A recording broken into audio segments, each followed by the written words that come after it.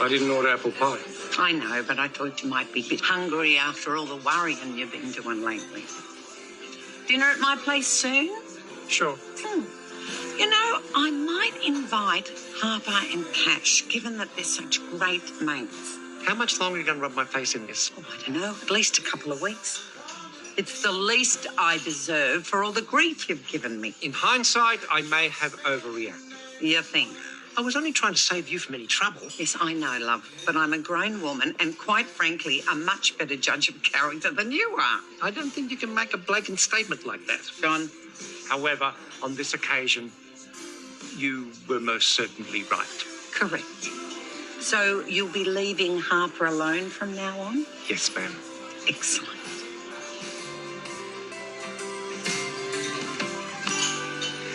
We are Si and Sophie.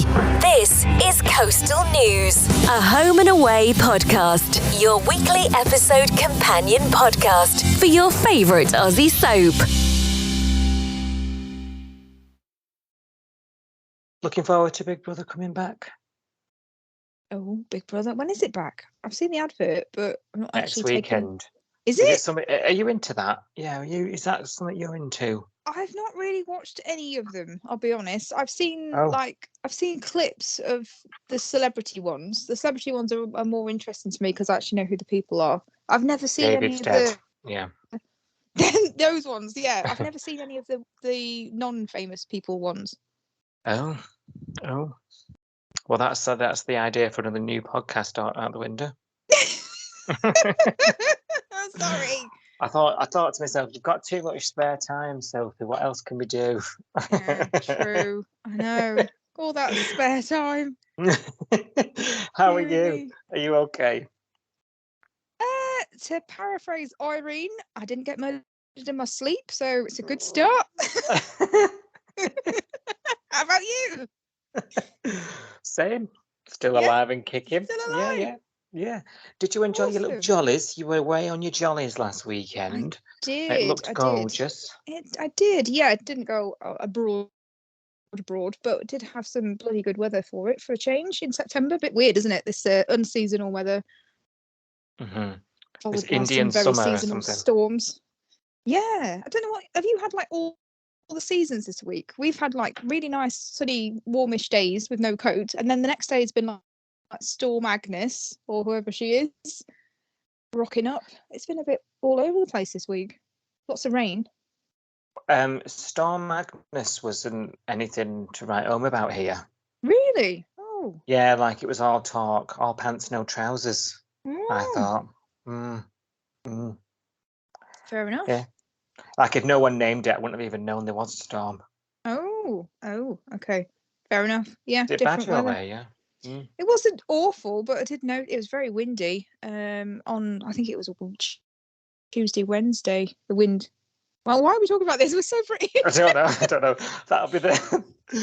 I was about to say that'll be the baked beans for tea. Yeah.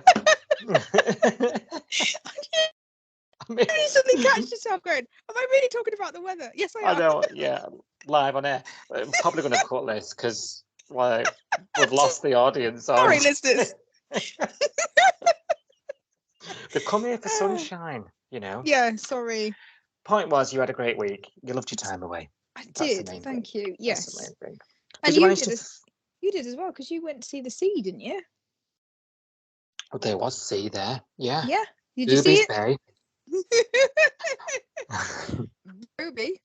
Yeah. Did you see any booby in Booby's Bay? Or not so much? I'm afraid not. No, afraid Oh. not. You know. It's Trey's description, that. I know. I have written a letter. Yeah. Have you? Yeah. Lack Poison of you on boobies. Sunday. Yeah. Fair enough. Fair enough. Did you manage to fit any home and away in now? That's the Of that's the course. question Who on do you think everyone's- I am? Pork chop.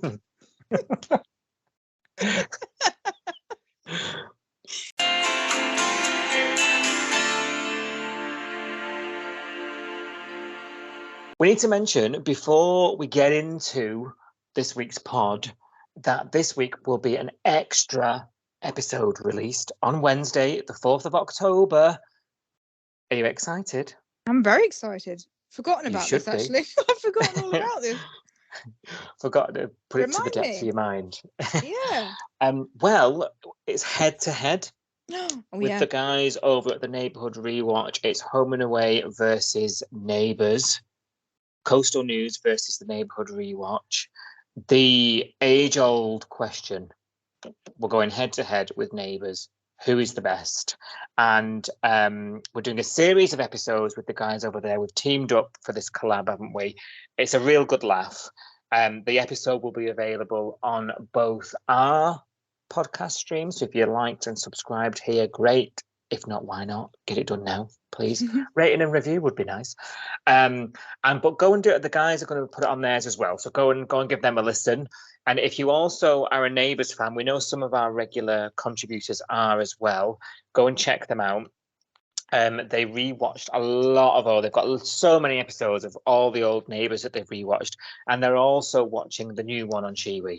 So make sure you go and check it out over at the Neighbourhood Rewatch, and come back on the 4th of October to find out which legends will be going head to head.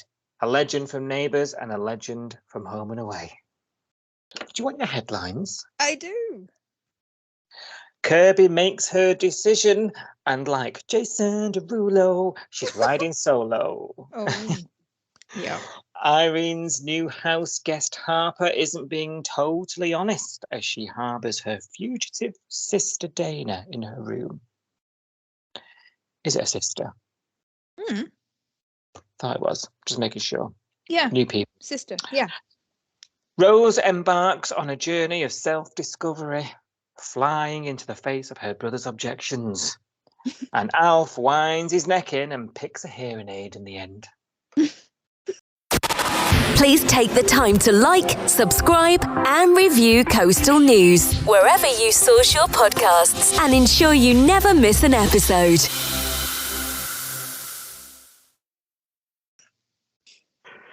So we're back with the band, and and I've had a glance at social media.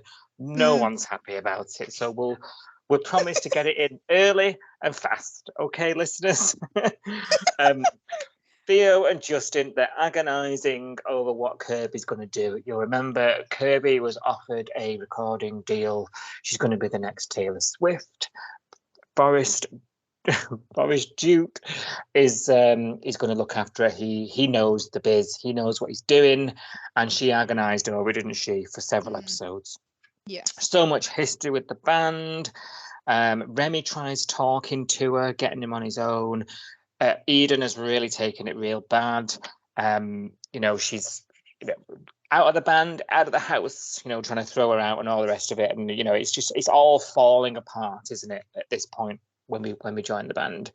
And Kirby, which I thought was rather odd, and I remember messaging you in the week watching this, because she turns to Mac for an ear, doesn't she, to bend Mac's ear about it as a sort of outlet. And I found it really strange that Mac herself didn't have a response that other than, you need to do you, I'll be supportive, here's a hug, do you want to be a, because she has financial interest in the band, being a band. She has a contract with them to do a fortnightly gig. They're the house band. We've seen in the past when those gigs don't happen, like she's at risk of going under. So Salt as a business model struggles without this house band. So I was a bit taken aback that Mac was so supportive. Am I latching onto a point that I really shouldn't be and just let it go? No, I think you're right. I think Mac and Flick, it is weird, isn't it? I mean, I suppose they're trying to be good friends, aren't they, to Kirby and support her. But you're right. Both of them have said to us, or to the audience and to people on the show, that Salt is basically being kept alive by these fortnightly gigs, and when one doesn't happen, nobody turns up. We had that whole nobody's here, when they cancelled like one gig and then Salt was empty. Yeah. And they were talking about having to close down, and then obviously, who was it Justin and Theo ended up doing an impromptu gig trying to bring people in and everything else, and then that saved Salt again. It was just, we've been told so many times that their whole income depends on this fortnightly gig, and now we're just like, okay, end of lyric. That's fine. You do you, girl. It's very Yeah. odd. I get that they're supporting their friend, and you kind of. It would be selfish to say, "What about us?" It would be selfish. But the fact that they don't, it's not even acknowledged that the end of lyric would be a problem for Salt is so weird. Got to have crossed Mac's mind, hasn't it? Surely. Yeah, Like, I oh think my God, so. if she's leaving the band and the band's split, like, what am I going to do? You'd I expect a just, conversation, wouldn't you? You'd expect her to go to Flick and say, "Have you heard this? God, what we're going to do? We're going to have a plan B or whatever." yeah, maybe not like, to Kirby, like, you can't Yeah, leave because you're going to ruin my business, like, yeah, that's the last thing she needs to hear, and I get that. But I would yeah. have expected a little bit of concern from Mac. So I'm glad I'm not the only one Mm, that felt like that. I really am. yeah. Meanwhile, all this is going on back at Justin HQ, as we're calling it. The others, Theo, Remy, Justin, they're all basically facing the fact that she's going to go. She's going to Yeah, go, yeah. And in the end, I think Theo, we talk about Theo a lot and his arc, his development as a character. Mm, Theo's the grown-up one in the end, mm, and it's him that goes to Theo and says, "Look, it's a great opportunity, and I can't blame you. I'm not here to talk you out of it. If you want to do it, do it. Like yeah. we could be amazing. We're just taking off here. We could be amazing. We've got something good going. But if you're not happy, you're not happy." And Mm. I thought that was really big of him. Stick it on the list, get it in the book. Another example of Theo just being the grown up. He just knocks it out of the park all the time, doesn't he? With that, He does, yeah. surprises you. Yeah, Mm. he's totally different to his character when he first came in. He did have a bit of a wobble recently, didn't he? Because he had a big go at Kirby, saying that she was manipulating the situation and she was trying to be the face of the band and all that stuff. But he realised pretty quickly and apologised for that. So you're allowed a blip like that, aren't you? So I think you're right. I think he is the most adult, considering he's the youngest member of Lyric. He does seem to be the most adult Lyric member as well, I think. Yeah, I completely agree. And that leads to Kirby officially quitting, doesn't it? She Yeah. goes to tell Justin first, the manager. I've written down here, fuck. Eden doesn't take it well, as I say. She wants her out the house, wants her out, wants her gone. And she takes herself off to the city to go and be with Forest Duke and to get the ball rolling and gets herself out of the way, leaving a Lyric destruction, devastation behind her. What's going to happen now? And there's a few conversations about, do they carry on? Is it the end of Lyric? Eden thinks there's no point. By this point, most of us at home are thinking, yeah, we agree. And Justin pushes it, doesn't he? He sort of drives it through. You've lost band members before. Other bands have done it. You can do it as a trio. He talks that through at Salt. We can stay together. We can still go ahead with the album release and all the promo and the interviews and things that they've got planned. And they sort of basically agree to skirt around the issue. Perhaps it's a bit of denial going in there. Perhaps, a bit of damage control, keeping the press on side. They've already had negative press a couple of weeks back from the launch. So reluctantly, everybody ends up agreeing, including Eden. She's the last one on board. And they are going ahead, the three of them, with Lyric and no Kirby. Thoughts on that? Will Lyric ever be the same again? Probably not. I think this one is a blow, isn't it? Because they actually like her, whereas I think they were quite happy for Bob to leave and pack his bags. I think that's the difference, isn't it? It's that they could see a life without Bob because they didn't really like him that much, and he wasn't. You were just replacing a voice in that case, whereas they're seeing Kirby as somebody that's been there the whole time. They like her. Very they're friends with her. Yeah, it's not just replacing her. It's that whole friendship and all those experiences and everything else that they feel like they're losing. So I kind of get it. I don't think they can carry on as a threesome because I don't know whether you or not, but they've just released this album, and we're told that it's got a lot of traction. People are really excited about it. You know, it's starting to pick up, and everything else. This album has already got a violinist on every track, who you're not going to hear when you go and see them live because she's not going to be there when they play live.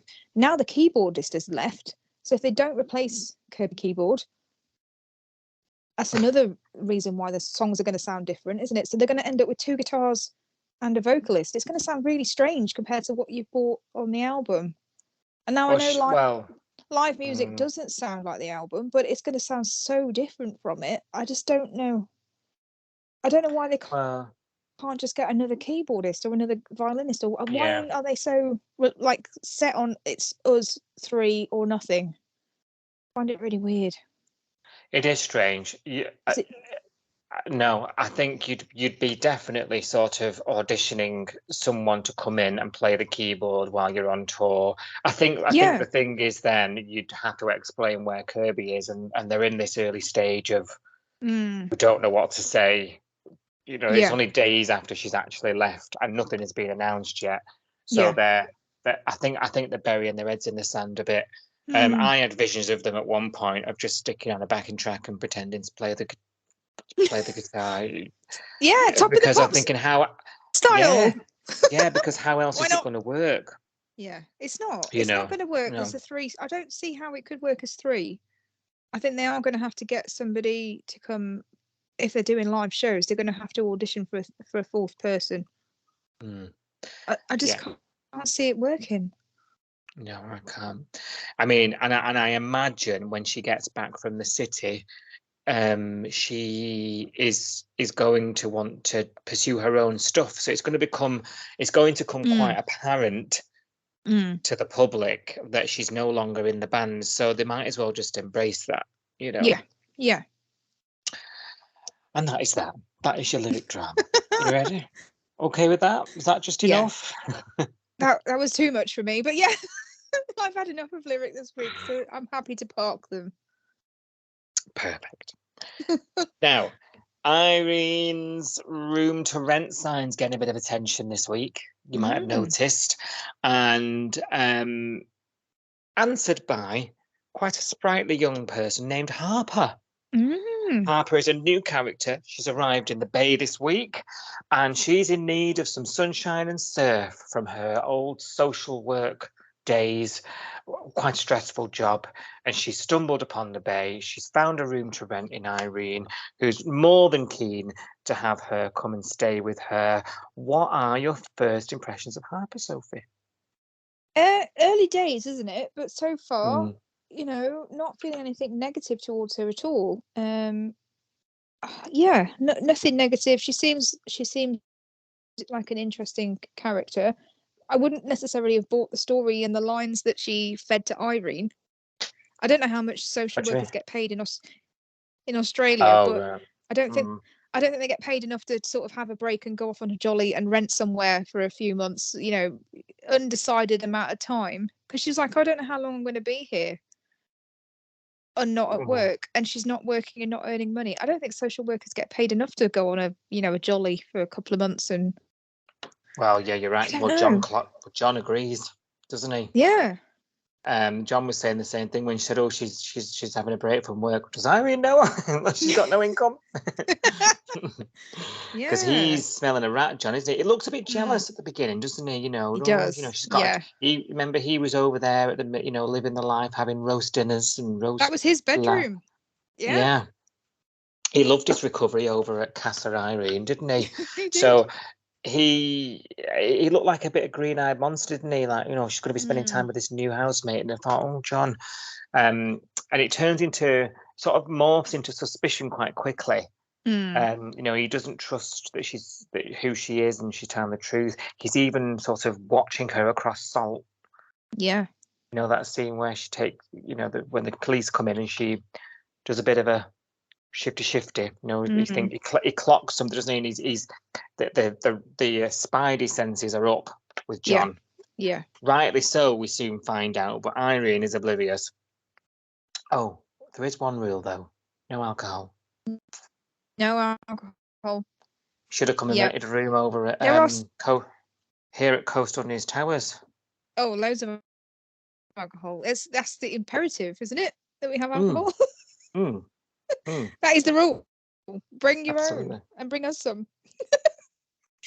Yes. Um, There's some of the rules are implied, aren't they? They don't have to be spoken. And I think one of those unspoken rules is don't bring a fugitive into my house. Isn't it? You don't have to tell people don't bring a crib into my house normally, do you? Well, Like, yeah, it's implied. absolutely. Yeah, yeah, absolutely. I thought you were going to mention running the shower. Oh, well, I noticed that you tweeted about her half load of washing the other night. Oh my God. And then now we're running showers, and so she wanted to run a half load of washing, didn't she? And you said, God, there must be no water crisis in Australia, because they can afford to run the washing machine on half empty. That didn't bother Irene, but Irene is bothered by a shower running with nobody in it for too long. So there is a water crisis and there is bills to pay after all. Yeah. So, yeah. But the washing machine's not real. Yeah. What? Mm. Pennies. Weird. Pennies. No way she'd have had an half load in my house. No. Against the religion. Yeah. No. I'd be putting a blanket, towels, whatever I could shove in there. Absolutely. You're right. She's unlocked the window and in climbs Dana. And we've learned through her conversations with Cash that Cash knows her as well from a past life. Cash knows everybody from a past life. And Dana is her sister. She's in trouble. She's been set up for it was drugs, wasn't it? The police found drugs in their house, and questioned Dana and her boyfriend, and her boyfriend apparently threw her under the bus and said, "Oh, they're Dana's drugs, nothing to do with me, cop." That's it. And then Dana, because she's a social worker, obviously this is really quite a horrible crime to be, you can't really get away with that, can you, as a social worker? It's one of those jobs where it's not a slap on the wrist, it's you're out. So she's lost her job, hasn't she? There's a warrant out for her arrest. She's decided to take off because she's innocent and she can't prove it. So she's done probably the stupidest thing and just run away. Absolutely. Now, unbeknownst to Cash, though, Harper she's presenting it to Cash like, I don't know where she is. I need to clear her name, and I need your help. You're the only person I can trust. I need your help. But she is actually, like I say, hiding her in a bedroom over at Irene's house, and Cash is none the wiser that she's doing that. And you just know this isn't going to last long.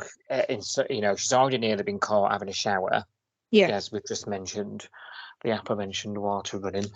And Cash he's not on board at the beginning, is he? He's like, she needs to do the right thing. She needs to speak to the police. If it's, justice will prevail. I'm the police, yada, yada, yada.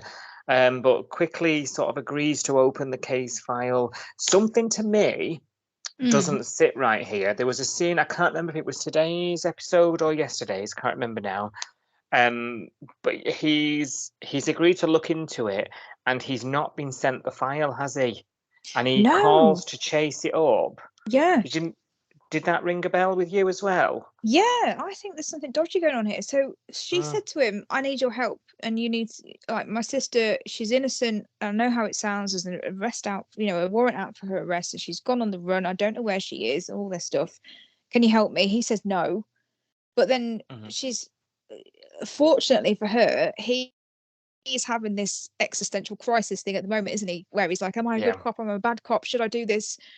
And she uses the magic words of, I thought you, of all people, you could help me because I thought you were the kind of person, the kind of cop who would care about this kind of stuff. And then he's going, oh God, I want to be that cop. I want to be the cop that cares about the people and does the right thing and blah, blah, blah. So she said all these words that he's already worrying about in his own mind, isn't he, about whether he's a good cop and whether he's gone into the right profession and is he doing the right thing and is he doing the best thing, and all that sort of thoughts that he's been having last week, where he's been all that self-doubt. She kind of just sort of poked it, didn't she, this week? So he's gone, okay, I will help you. But then when he's rung, I presume it's the city where they've come from, but I wasn't quite sure where he'd rung, but he'd rung some police station, asked for the file, and they're obviously being a bit shitty with him on the phone, aren't they? Because he had to say, I'm a cop asking for a police file. Like, what's the big deal? So there's obviously, I think there's something going on here where it's a bit weird, isn't it? Because maybe it's out of his jurisdiction. Why is he asking for a file that's nothing to do with any of the cases that he's currently working at in this back end Yabby Creek police station? I presume they've come from a big city or something. So maybe it's weird that he's asking for a police file from somewhere that's nothing to do with him. But also, is there a reason why those policemen, policewomen, police officers, why aren't they giving this file to him? Are they trying to protect? Are they trying to sort of say you can't see this file? Is there a reason why? Is there corruption involved? Is there something they're trying to hide? It's. I agree. That's where I'm going with it. Like something a bit deeper here. Like this is I'm something. reading into everything. The powers that it involves a greater power. Yeah. It's more than meets the eye. I have. My theories are this boy that set her up. I'm like, is he a son of a cop and he's protecting him? Is he related to a cop that's protecting him? Are they trying to keep his file under wraps because he's family? My imagination has run wild with this whole you can't see the file. Why can't I see the file? It was like a 1 second line, wasn't it? Yeah. My mind's already gone wild. Yeah, mine has. It's going to be very important because, and already that Harper's capable of telling a good lie. Yes. So now I'm like, is everything a lie?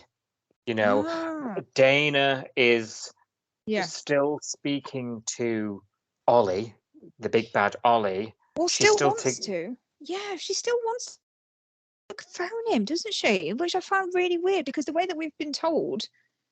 She's been set up by this boyfriend. Because I'd be fuming. I'm not being funny, but if I was dating somebody who brought a load of drugs into my house, the cops had found them, and then he pointed the finger at me and said it was her. They're her drugs. I wouldn't want to talk to him again. I wouldn't want to be. Do you know what I mean? I wouldn't be trying to text him and say, "Hey, hi, I'm here, babe." I wouldn't be doing that at all. I might ring him and say, "Why did you set me up?" Record it and send that to the police. You know what I mean? And clear my name. But it wouldn't be, hi, babe, it's just me. I just thought that was really weird. Very, very strange. And that hi, babe thing as well is like, it looks like Harper didn't know that she's still together with Ollie. Harper's assumed it's an ex who did all this to her. But the way she's addressing him, hi, babe, on that text message is a bit like, she's still speaking to something. So Dana's also now capable of lying. Like, does Dana know something about it, or she's taken the rap for something to move? Are they doing it for somebody else? Is there a third party involved? Like, was she honestly, just a mug? She's just a mug. All that, but this is way more complex than meets the eye. I tell you what, though, Eden doesn't take too nice to all the shit, the secrets and things. I mean, it's swiftly resolved after a apology donut. But that was John stirring the pot, though, to be fair, because Cash hadn't even mentioned anything to Eden, had he? He hadn't even said, my mate's in the bay or nothing. It was John running into them and going, oh, how's your little mate? And she was like, what mate? Oh, yeah, nothing, just an old colleague. Oh, yeah, well, you two look really friendly. Like, John is just, his spidey senses, as you said earlier, his spidey senses are going off because he thinks that Harper is hiding something, and he's just desperate to find someone that agrees with him, because obviously Irene doesn't, Cash won't, because they're mates. So I think he's stirring the pot, trying to get Eden's back up, to try and get somebody that will agree with him that she's dodgy. So I think the way that it's hilarious, but John, like, don't stir the pot in someone's relationship. That's not cool.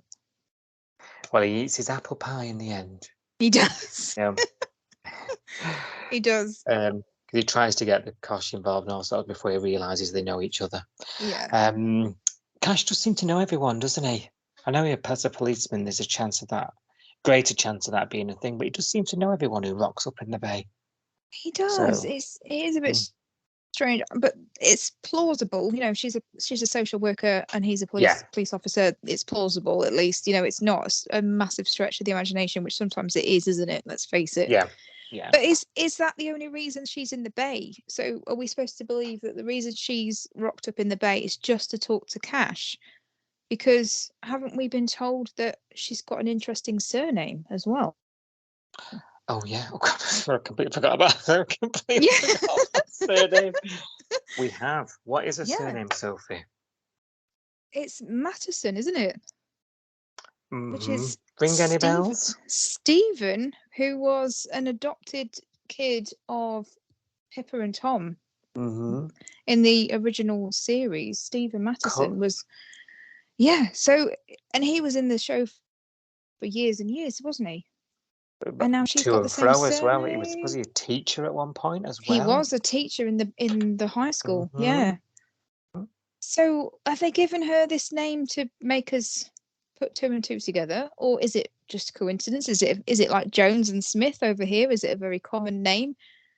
Why, you know, my brain again is going into overdrive. Is she only in the bay because that's where Cash is, and she tracked him down because, in her words, Cash is the best cop she's ever worked with?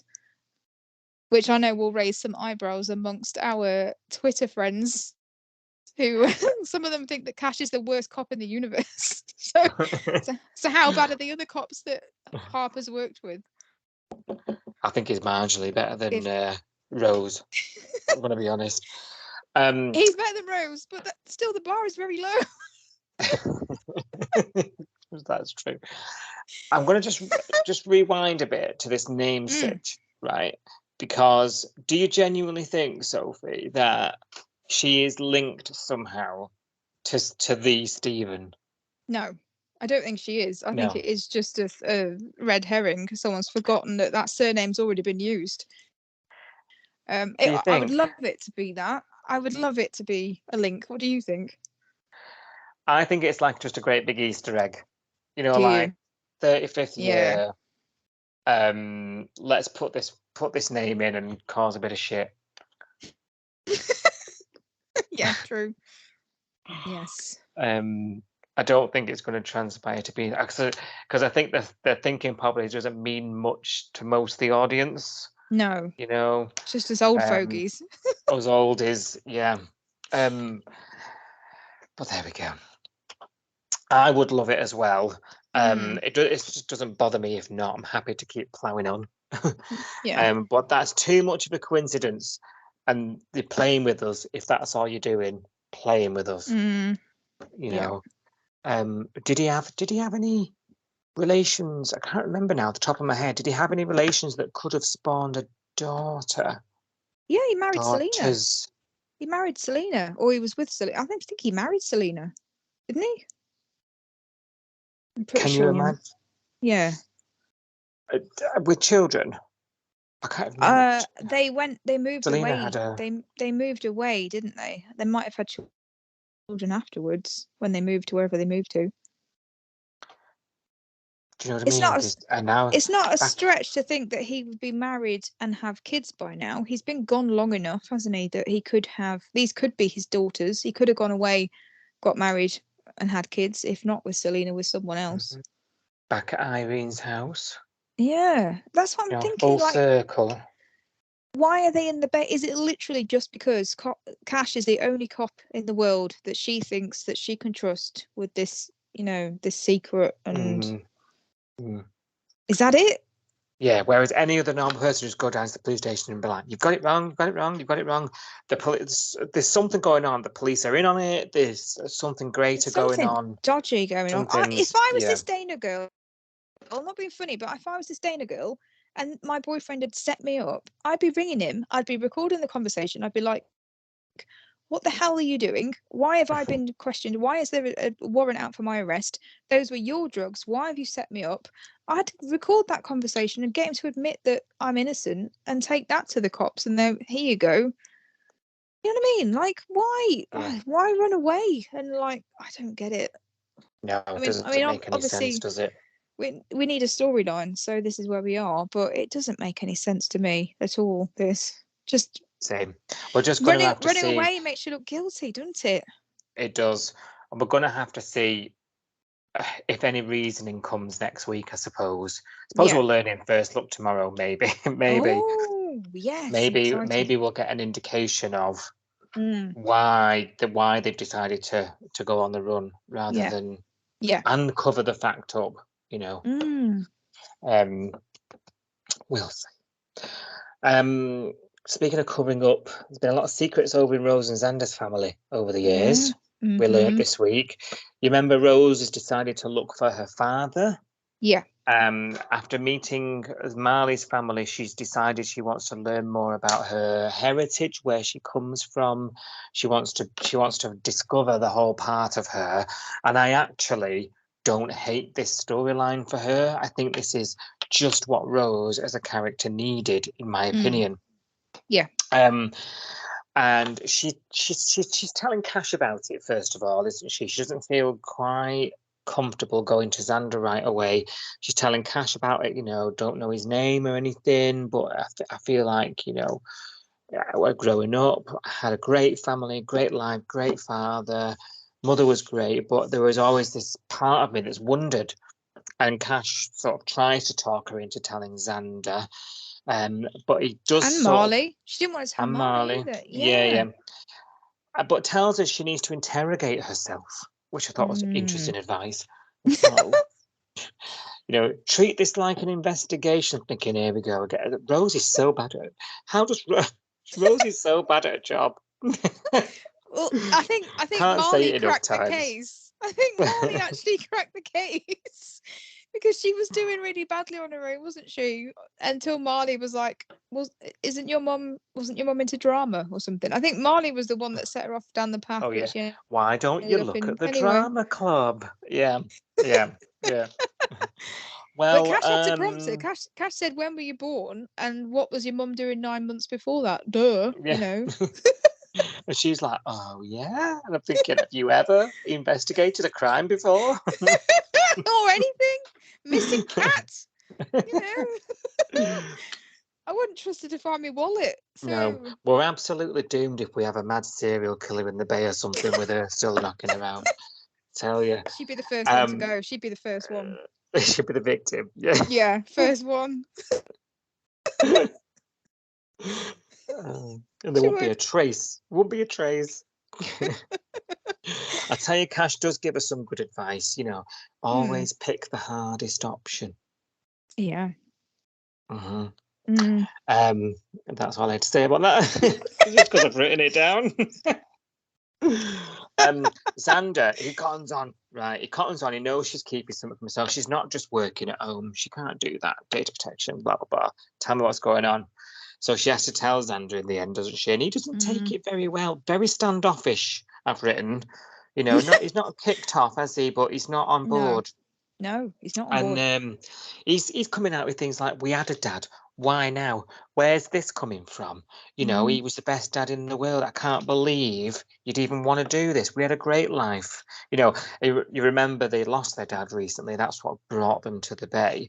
So I suppose there's a little bit of sort of he's still grieving. Grief mixed in with that, and thinking that she's going against him and things. And I get that sentiment absolutely. But all the while I'm just thinking, Xander, mate, lay off. Yes, you've had this, because he can't get past, can he? We had the same upbringing, and I don't have this longing. And their upbringing was exactly the same, but they're not the same people. No. Their experience of that upbringing is completely individual to each other, and he cannot get his head around that, can he? And I was banging my head against the wall this week watching this. Yeah, I was as well, to be honest. But I've tried to reconcile it in my head because he's being an absolute buffhead, and he's saying, "Oh, you had a dad, and you're trying to replace him," and he's taking it really personally, isn't he? And he's going, "Oh, don't forget about your family," because he thinks he's going to lose his sister because his sister's going, "Oh, I've got I might have another family out there." So Xander's sore because Xander's obviously his dad's died and his mum's still alive. Jasmine, his half sister, has run away to a farm Yeah. miles away, and now he's worried that his other sister is going to just run off and have another family somewhere else, and he's got very sore about that. And I was like you, I was like, oh, this is ridiculous. Like he needs to understand it from her point of view. I mean, setting aside the fact that she's got a different culture from the one that she was brought up in, you know, setting that aside, I think any kid that doesn't know where they came from, doesn't know who their biological parents are, would have questions. And I think that's perfectly natural to think, where did I come from? Who were my biological parents? You know, even things like family, you know, when you go to the doctors and they say, have you got a history of heart disease in your family? Like, she can't even answer those questions, because she'd be like, I don't know, because I don't know who my dad is, and I don't know his medical history, I don't know anything about his family. So that's putting aside all the cultural differences that her family would have. That's just basic stuff. So I think it's perfectly normal for a kid to have questions.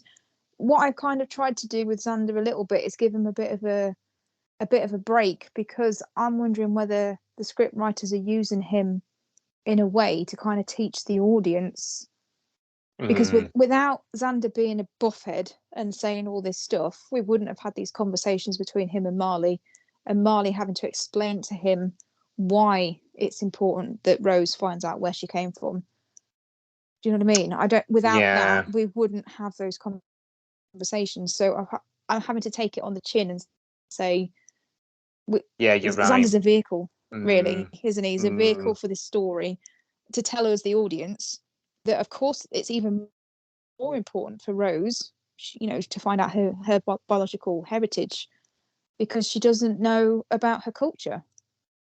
So I think I'm trying to give it a bit of a... Yeah, you're talking me down now, because I'm really upset with Xander.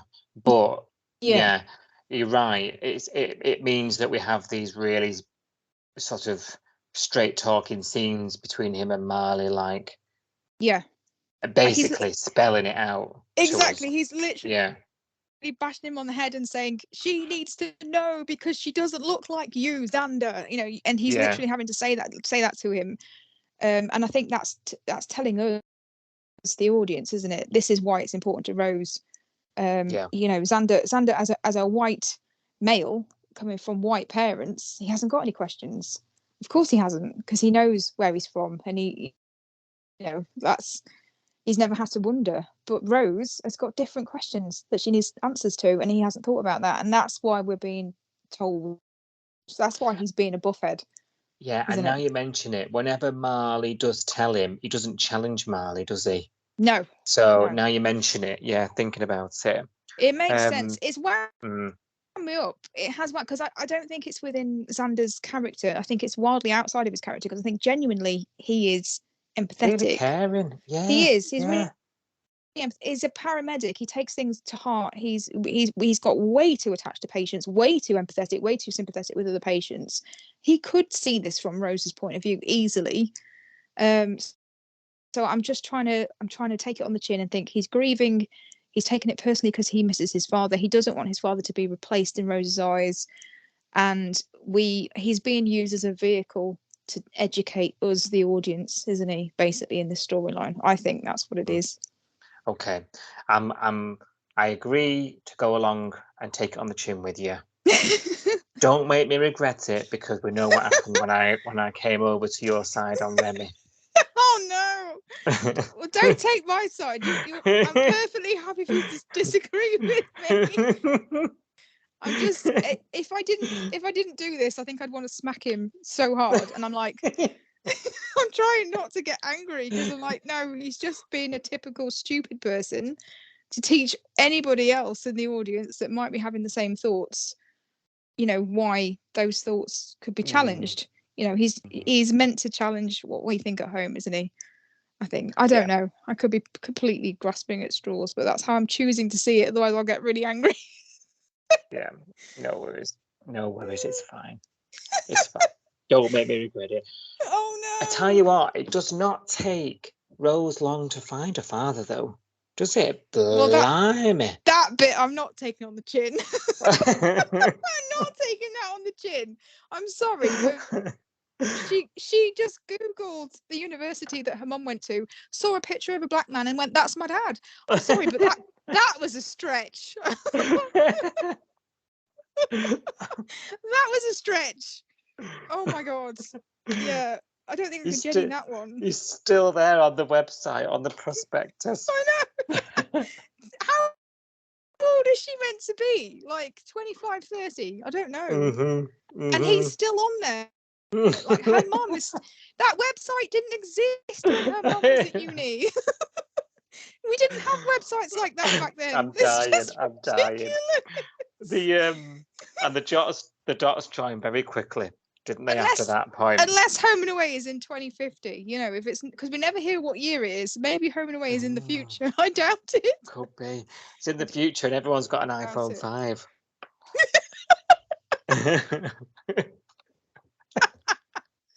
But that website did not exist when Rose's mum was at uni. There's absolutely no way. No, of course No not. way. Internet wasn't doing pictures like that, and website would have been all HTML. Listen, right. Like I say, the dots join very quickly from this point on. She spots him on the website, finds out he's the tutor, the dates add up, then there's an affair, he's married with kids, and it's like, whoa. Like, she's blinkers on, this is him, I've got a gut feeling, and like, we're not. She'd done the BMD at work, and Yeah. she, like she's case closed here, and I'm thinking we're not going to do we're not going to cut any hair off and send it off to one of these. I was going to say, hello, ancestry DNA, like the rest of us. I know. We all have to spit into a tube and send it in the post, but not Rose. She's not gone down to the church and asked for some records, like. Yeah, gone to the local library and looked up some, family tree. And she's been in the system, so like I'd be thinking, like, go to Docs or whoever it is and be like, right, I want a freedom of information request, or like, yeah. There must be things on these where it's like after so many years, you can come a knocking or whatever. I don't know. Like you say, a stretch at best. Like it was borderline parody. Do you think it is going to be her dad? Because I'm still thinking what we could have done was this man is in a picture with my mum. Maybe I can talk to him and ask him questions about what she did at university, who she hung out with, and then, oh, lo and behold, he's my dad. That would have been more of a... Yeah. But to look at him and go, he's black, he must be my dad. I was like, oh, God, really? Are we going there? Like, I just felt a bit cringe. But do we think that he is the dad? Are you convinced by this? I think I am, Yeah. I think I am, and I think it's hilarious how we got to it. It's hilarious. Because I think if it was me, I don't know, I think I'd just be like, okay, that's a picture of my mum in a room with somebody who's got, he's named on that photograph, so we know who he is. I'll go and talk to him and see if he can tell me any information. I don't think I would have necessarily jumped to, he must be my dad. I don't know. I just think it's a little bit much. Bit of a leap. No. Like the other scenario is she wants it so bad that she's created this narrative, and she's made and she's going to be severely disappointed if she rocks up and it's not him. That's the other scenario, isn't it? I suppose. Yeah. Either way, it was so funny. I was thinking that did not just happen. Right, let's find out next week. Elsewhere in the Bay, Maz and Bree, they're trying to get Alf to his appointment, aren't they? And Maz has to get a bit stern. She gets her angry Marilyn voice on, and he's come back with all these leaflets, hasn't he? And he says he feels like he's buying a flaming car. This is ridiculous, And she's like, well, you look after Rue and Martha. I want to look after you. Let me help you. Stop being a stubborn old git and shut up and open these leaflets with me. And he realizes he can't win, can he, Yeah. with this? So No. he just needs to roll over and pick one. And I'm going to recommend he goes for the one with Bluetooth because Maz seemed to like that. So he picks a hearing aid. So it sounds like that's going to tie up Alf's hearing loss storyline in 2 weeks. Yeah. How's that one? You happy with that? Being a massive Alf fan? This was filler, wasn't it? This was just to Mhm. give Mr. Stewart something to do while Rue is in hospital. Martha's God knows where. Yeah, I mean, I'm not loving this storyline. I don't know what to say about it, really. I'm not loving the storyline. I'm loving seeing Alf. So any opportunity for me to see Mr. Stewart on screen, I'm here for. But yeah, we didn't really need this storyline. Yeah. I'm glad it's over soon. I'm glad it's done with. Yeah. I'm glad it's not nice dragging on. One and done. And Yeah. as you alluded to, you mentioned it on the podcast a couple of weeks back, these hearing aids are so small these days, you don't notice they're there. Like, it can Yeah. be easily explained away. Like, Yeah. it gave Alf something to do.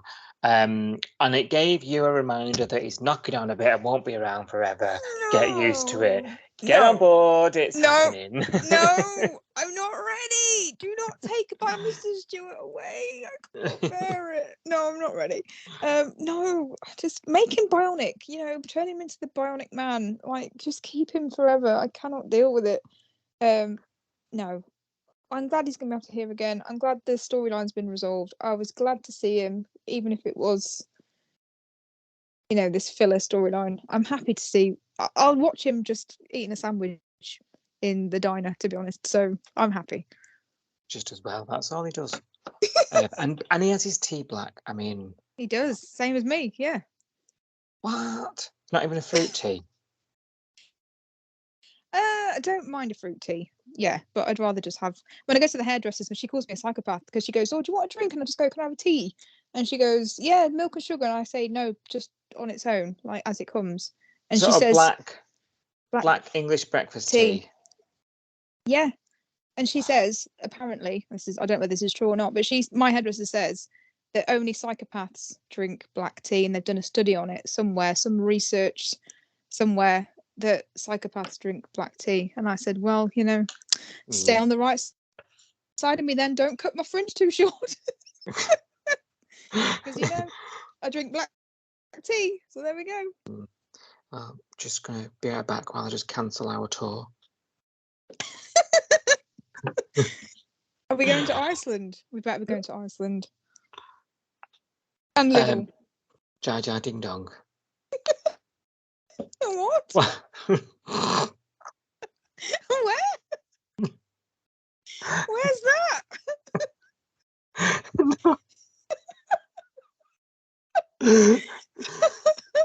I'll explain later. Okay. I'm intrigued. Okay. Flick's tabletop outburst worked. Yay. People are taking the flyers and they're signing up to the classes, and the staff have been briefed in Salt that toxic blue isn't a toilet cleaner nor a cocktail. It means call the police, and it's full steam ahead with the anti-sexual assault plan. We didn't really see much other than that, did we, on this one this week? No. Probably so totally consumed with the band breaking up, I suppose. But I felt good for Flick earlier in the week when that happened. That you could see on her face she had some sort of gratification that she'd made a difference in some way. Yes.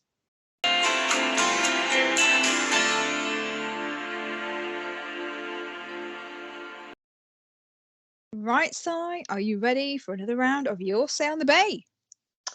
Give it to me. Give it to me. Yeah, ready. So, for anybody that's not ready, or for anybody that doesn't know what's going on, what we do is we have a little look at what you guys, the viewers of Home and Away, think about the episodes that have just aired this week. and we discuss them on this segment, which is called Your Say on the Bay. So because we're on social media, we're on, oh God, I can't remember now, we're on Facebook, we're on Instagram, we're on Threads, we're on YouTube, we're on Twitter, X, whatever you want to call it, and we tweet along with the episodes that go out at 6:30 p.m. Monday to Friday on 5-star here in the UK. So if you're watching at that pace, jump on Twitter, use the hashtag Home and Away, and come and talk to us. Coastal News Pod is our handle. So what And we if do, you're not, we have an email Yeah. address, don't we, as well? Coastal. What's the we email? do, which I've forgotten. Is it coastalnewspod coastalnewspod@gmail.com? Yeah. If you're old Coastal school. News Pod. And and if all those social medias is like way above you, send us an email. Send us an email. Yeah, we read everything as well, don't we? So it's not going to go on deaf ears. We're more than happy to chat to anybody that gets in touch with us. We enjoy it, and we read out your comments. So this is Your Say on the Bay, where we look at all of your comments on social media, and what I do is I select a few and I read them out to Si, and then we react to what you've said. That's Yep, it. and I have no idea what you've chosen. So you don't. This is always a potluck for you. I quite like it. Right. Good. I enjoy this bit as well. I do enjoy this segment quite a lot, and I think our listeners do as well. From the one or two that listen to us, they have mentioned that they quite enjoy this segment as well. So, first of all, what about Rose wanting to find her dad? So let's talk about that and what people think of it. So the general consensus looking at social media is that people are interested in this storyline. And when I say interested in the storyline, I mean a lot of people are saying, I'd rather watch this than watch Lyric make another album, or I'd rather watch this than watch Remy listen to himself on vinyl for 24 hours, or I'd rather watch this than Kirby deciding whether she wants to go solo. So I don't know whether the level of interest is really high, or whether it's just high compared to some of the other storylines that are going on at the moment. But people are quite receptive to the storyline, and interested in hearing more about Rose and Rose's background. So this actually has had quite a positive reaction on social media as a whole. However, Xander's reaction has been quite negative. This should be interesting then, because we obviously had a bit of a rat-a-tat on the main episode discussion. So absolutely. Yeah. So I went over to Facebook first of all, and the Home and Away UK page, and Shakila said, brilliant name by the way, Shakila, said, I think it's very important to know where you've originated from. Regardless of how you were nurtured, nature gives you the seed and nurture helps you to grow. And I think that's basically what we said on the main pod, is that I think anybody, that doesn't know their biological parents, it's natural for them to have questions, isn't it? It's natural for them to want to know, where did I come from? Who's my dad? Who's my mum? Am I like them? I think all of those questions are quite normal, aren't they? Yeah, absolutely. Yeah. So quite a lot of people are sort of saying the same thing. Francis said it may not be good news, but it's better than never knowing. So this is it, isn't it? It's going to eat her alive. What gets me with Rosie's situation is it's taken her seeing Marley's family to sort of awaken that within her. Do you know what I mean? There was absolutely no inkling of this beforehand, which might be why. She did explain it though, didn't she? A little bit. She said something to Marley about how she never asked her mum before about her dad, but she said it wasn't because she wasn't interested. It was because of the way that her mum reacted when they were kids. It sounds like they would have had comments from people about the fact that Xander and Rose didn't look the same. Yeah. And she said when people commented on that, her mum would go mad, quite understandably. And the mum doesn't seem to want to talk about it. So there's bad blood somewhere as well, isn't there? So she must have picked up on that as a kid and thought, I can't ask questions because it upsets my mum. Like, she's trying to protect her mum, isn't she? Yeah. Which is understandable, but then it doesn't stop you having those questions. It doesn't stop you wondering. And now she's an adult. Maybe it's like, okay, if I upset my mum or disappoint my mum now, I can probably handle it better than I could if I was living with her under her roof teenager, that kind of, you know what I mean? It's, you kind of separate it a bit more when you're older, don't you? Yeah, that's if true. you disappoint your parents as an adult, it's kind of easier to deal with, isn't it? I think. Yeah. I don't know, could be wrong, but that's how I'm kind of reading into it. No, I can see that, absolutely. Yeah. So Sharon on Facebook said this would be an interesting storyline. So I think people are genuinely quite interested about Rose and her backstory and what this means for the character. Because I think we've talked about it before, that when Jasmine left and we had Xander and Rose still hanging around the bay, they felt like this sort of strange outsider kind of thing, with no ties to the bay anymore. We talked about this last year, didn't we, on the pod? They lost their connection to the bay because their connection was Jasmine. She ran off and lived with her parents-in-law, Robbo's parents, moved back to the farm with them randomly and never came back to Cash. And then we were left with Rose and Xander in the bay. It took a little while for them to integrate into the bay. As you know, they knew Irene at that point, but they didn't really know anybody else. And it just felt a little bit disjointed, didn't it, at the start? And it's continued to feel a little bit like that. Like Rose she struck up obviously a good working relationship with Cash, and now she's got Bree and Mac and various other people, but it's taken a while, I think, for them to get integrated. I think Xander's still struggling a little bit with. He still feels a little bit like an outsider to me. I don't know about you. Yeah, he doesn't have a friend group. That's his issue. No, He doesn't have a friend group, does he? So he feels like he's on the peripheral. That's why, when he started his job at Salt, I was saying I think that'll be really good for him to get in with other characters. And I think that's yet to bear fruit, that plan. Yeah, absolutely. I think that's why people are so receptive to this, because it is fleshing Rose's character out a bit more, which I think is what we've needed and I agree. I feel the same. I'm here for this, actually. I think it's just what she needs. I think I said that, didn't I, earlier? Yes, you did. And then over on Twitter, we're having some reactions to Xander and Xander's reaction to Rose, really. So Jen says, "Oh, F all the way off, Xander. This has nothing to do with you." I'm inclined to agree with you, Jen. Farney says he's a massive, as in Molly, Farney says he's a massive man baby fueled by stupidity and white privilege, but he's so cute. I'll forgive him. That's, I think Farney's got a point. Yeah. White privilege on the pod 2 weeks in a row. Highbrow or what? I know. We are being bashed with this a little bit, aren't we, lately? I think, like I said on the main pod, I think the Xander's stupidity, Xander's male privilege, white privilege, whatever you want to call it, it is being used as a vehicle to teach us something, I think. Do you know, last week we were wondering if this sort of lent into Australian society a bit more, and we were sort of briefly, very, very briefly scratching the surface here, but we're sort of wondering whether, because we don't have that context, watching this on the other side of the world. Of course, we have similar issues in society here as well, absolutely.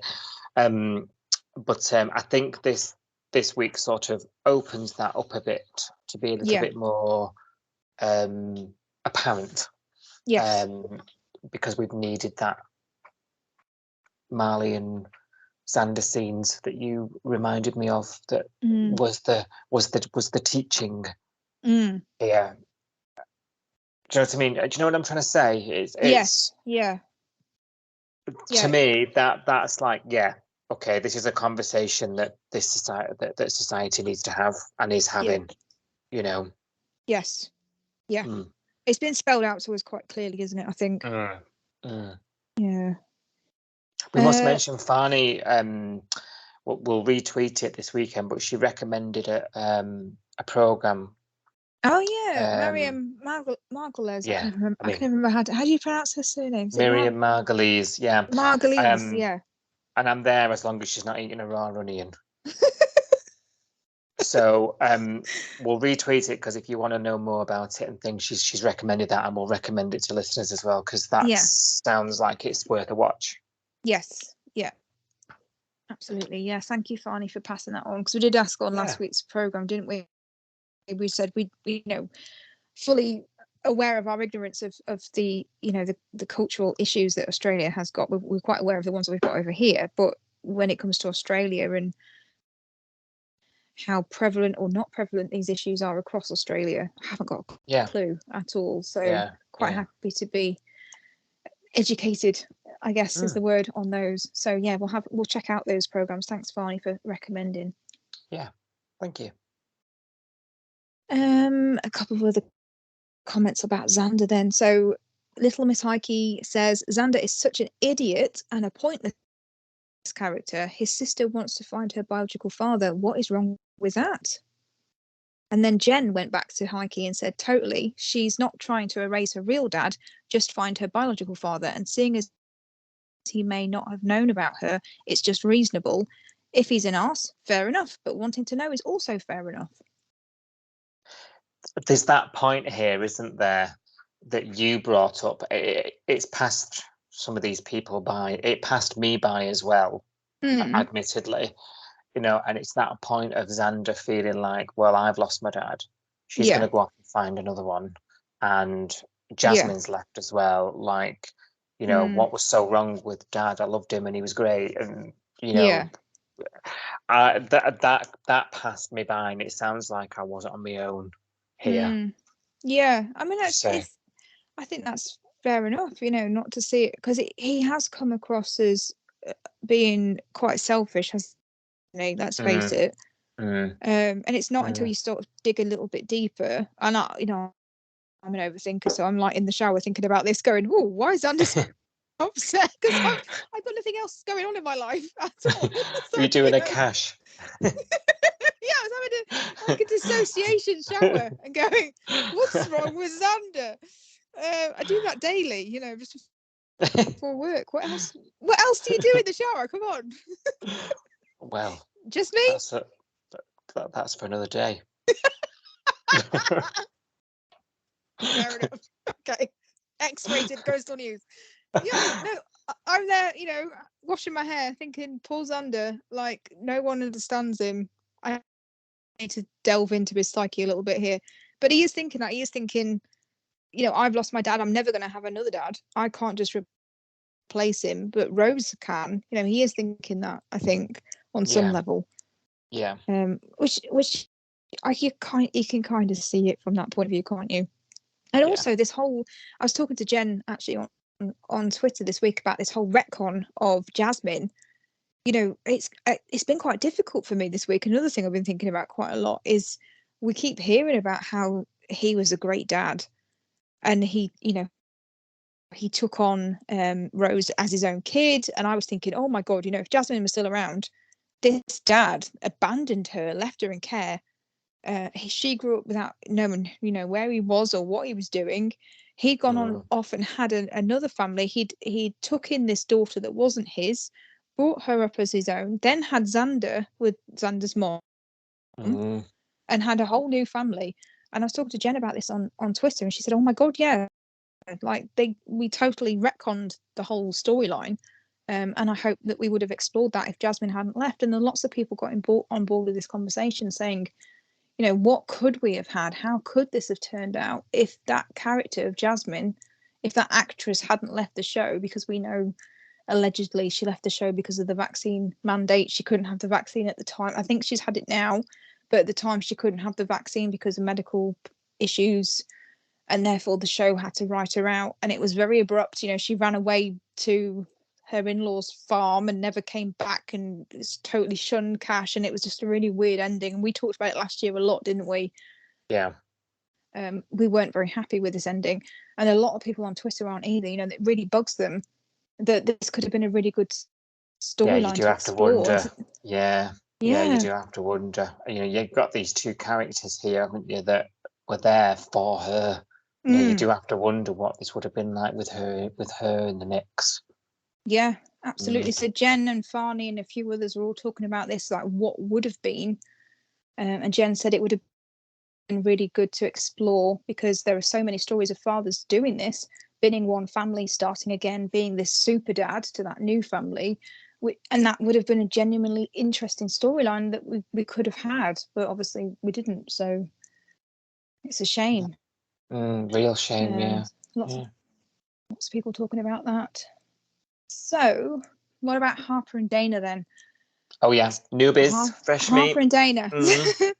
So I had a little look on Facebook, and there were a few people, obviously old school fans, hashtag old school fans, talking about the surname. It hadn't slipped people by. They had heard Oh Matheson really? Oh. and thought, oh, Stephen, oh, is this are we related? So again, people are talking about this and wondering, is this a carrot that's been dangled? Is this a mistake? Is it a common surname? Is there any relation to Stephen? I think you tweeted in the week, anybody checked out their surname? And again, Jen came back and said, oh my God, is Selena their mum? Selena and Stephen, are they still together? Could they come back? Are these their daughters? There's people asking these questions. Why have we been given dangled this carrot of this surname? So far, we haven't been given any clues, have we, at all, that they're related or not related? It's way too much of a coincidence to be a mistake, surely. I don't know. There's lots of people sort of talking about it on social media and theorizing and kind of hoping. A lot of people are hoping that there is, because this is something that a lot of the fans are criticizing the show for, and they actually compare the show with Neighbours a lot of the time on the hashtag and say Neighbours remembers its heritage, Neighbours remembers its old characters, it mentions them, it honors them, it brings them back, it talks about them. Home and Away, once you leave the show, you're never thought of again. You kind of brush it over the carpet. And that is a comparison that people draw, and I can't blame people for drawing that comparison either, because you and I also have talked about this in the past. So I can't blame people for bringing this up, really. So people are talking about this on social media. It remains to be seen. Neighbours has also been cancelled 3 times, so you had to get it in there. I am only joking. I'm only joking. We are Team Home and Away. We're never going to forget that. But no. I have to concede to this argument. It is a good argument, and it is one that bothers me a little bit, I'll be honest. So yeah, a little bit more of the past, and when new character introduced, if they can not just be new and random sometimes, it would excite us a bit. Those of us that have been here for 30 years. Yeah. And there's quite a lot of us old school fans as well. We're not just a small minority. There's quite a lot of us out there. So it remains to be seen whether they are related to Stephen or Selena or whoever. I don't know yet. So we'll have to keep an eye on that.